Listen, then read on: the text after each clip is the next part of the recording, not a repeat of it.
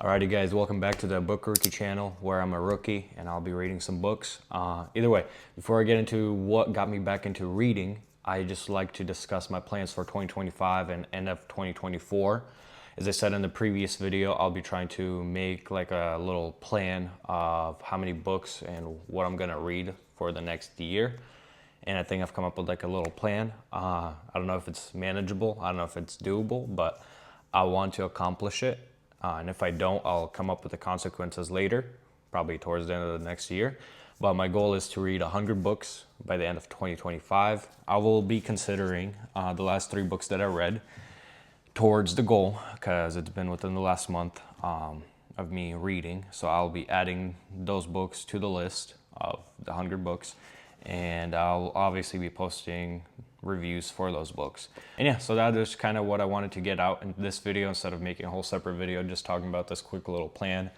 Obviously, you know, I want to read different genres. I'm not going to be only reading epic fantasies because that would take way too damn long. So the book that got me back into reading, I know you're all so excited. I know you all are just in anticipation to find out what the book that got me back into reading, right? No, I'm joking. But either way, a little drum roll.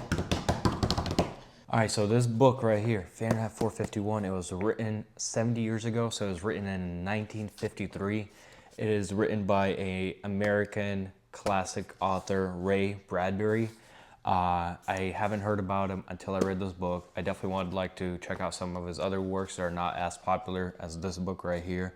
But I'm going to try to get into a review. I'm going to try to not spoil too much. I've never really done a review, but I'm going to try to keep it kind of broad, but also give you the juicy details of this book and how it affected me and how it made me want to read more books. So getting into it, our main protagonist is Motang. All right, before y'all go to the comments and eat me alive, I know I was saying his name wrong. I was saying Montang when it's Montag. Montag. My bad. Apologies. If I'm still saying it wrong, please correct me, but I think it's Montag. My fault. Apologies. Moving on. He's a fireman, and he's not like a everyday regular fireman that we know today. It's a dystopian future where firemen are not saving houses from fires, but instead they are starting fires, and for a specific reason. If you are caught having books, or somebody reports you having a book, firemen show up and they burn your place down. So we start following Montag in his everyday life. We get to see how his whole firefighting gig is going on. We see how he interacts with his bosses and how his bosses are. Then we get to meet his wife and to see how lifeless and dull their relationship is, and we get a little bits and pieces of information given to us on why that might be. And at first you're kind of lost, you don't know what's happening, but eventually you'll figure it out. And then, you know, as time goes by, we just get to live the life of Montag through his eyes and see how weird and different this dystopian future is. And at the same time, you get to see, wow, we're getting pretty close. But eventually he meets this one person, this one girl, and she's different from everybody else that he's ever met in his entire life. And he's really skeptical and kind of scared at first. Why is she the way that she is? Is he going to get in trouble for associating with that one person?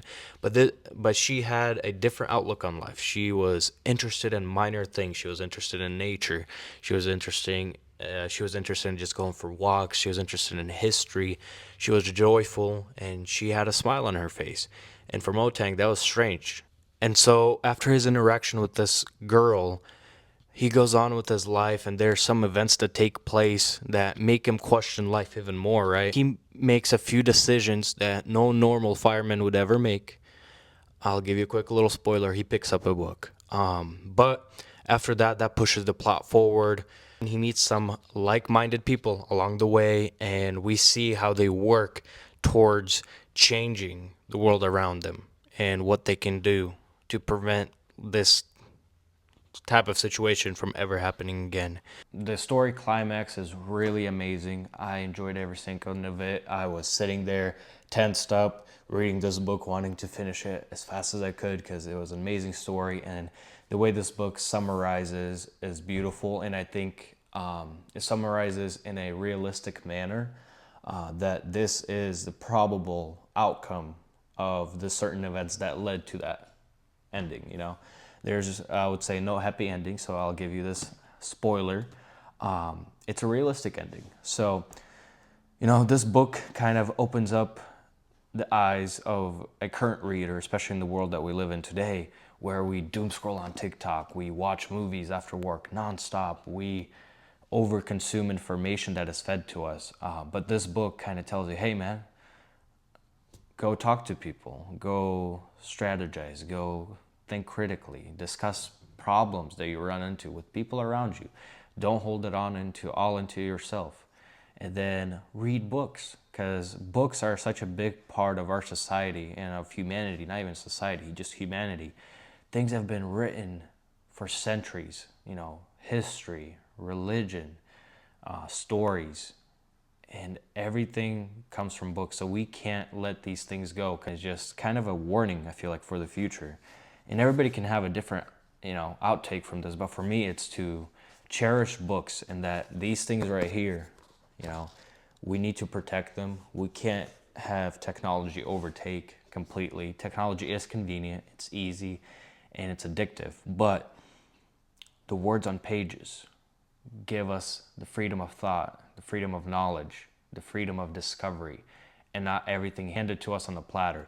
And either way, I just really enjoy this book as a thought-provoking book. Obviously, it's a dystopian story, and besides the thought-provokingness, this book just flowed really easily.